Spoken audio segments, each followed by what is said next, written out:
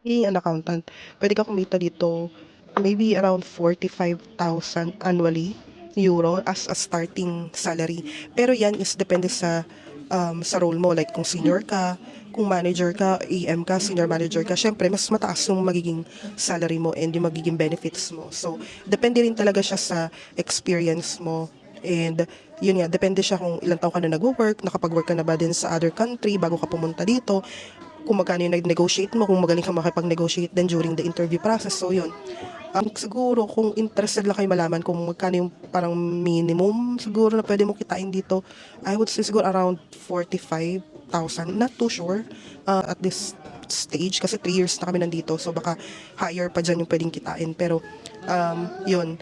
If you want to know more about yung siguro yung salary range, baka better to research nyo through Glassdoor. Normally, ano naman siya makita nyo siya doon yung mga range sa Glassdoor. And maganda, ma-experience yung mag-apply and maka-receive mismo ng job offer from companies dito sa Ireland para lang malaman or alam mo yun, ma-understand nyo kung paano yung process and just to give you an idea kung ano yung mga pwede nilang i-offer. Hindi mo naman siya necessarily na kailangan tanggapin agad, di ba? Pero para lang makita mo kung ano na ba yung bigayan at this point. So,